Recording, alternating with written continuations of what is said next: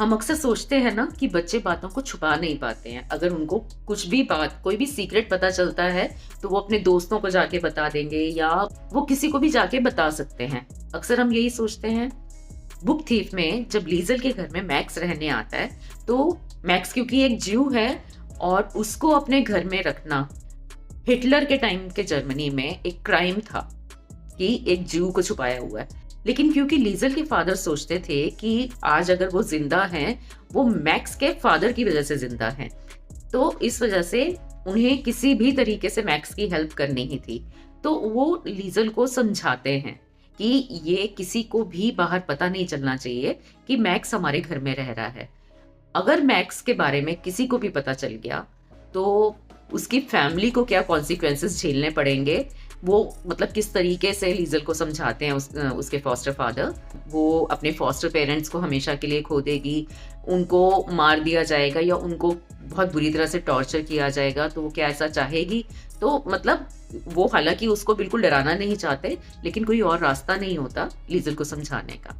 और लीजल के दिमाग में बिल्कुल ये चीज क्लियर होती है कि किसी भी तरीके से उसने किसी को इस बारे में नहीं बताना है। और धीरे धीरे उसका मैक्स के साथ कनेक्शन भी बहुत डेवलप हो जाता है, बहुत अच्छी दोस्ती हो जाती है लीजल और मैक्स में। तो एक बारी क्या होता है, वर्ल्ड वॉर चल रही होती है और उस टाइम में ये डर होता है कि उनकी सिटी के ऊपर भी बम्बार्डमेंट हो सकती है। तो जो अथॉरिटीज हैं, वो ये सर्वे करने के लिए निकलती हैं कि कौन सी बेसमेंट्स ऐसी हैं जहां पे एयर स्ट्राइक्स के टाइम लोग शेल्टर ले सकें। लीजल के घर में जो बेसमेंट है, वहीं पे मैक्स को रखा गया है। और अगर वो इंस्पेक्शन के टाइम मैक्स को वहां देख लेते हैं, तो बहुत बड़ी प्रॉब्लम होने वाली है। लीजल बाहर खेल रही है अपने दोस्तों के साथ, जब वो ये चीज नोटिस करती है। अब वो बहुत परेशान हो जाती है कि किस तरह से जाके वो घर में बताए कि किसी को इस चीज का अंदाजा भी ना हो कि वो कुछ बताने के लिए अंदर जा रही है, किसी को शक भी ना हो कि कोई कोई प्रॉब्लम है या क्या है। तो वो मतलब जानबूझ के एक बच्चे के साथ टकराती है, बहुत जोर से जमीन पे गिरती है, बहुत बुरी तरह से उसको चोट भी लगती है।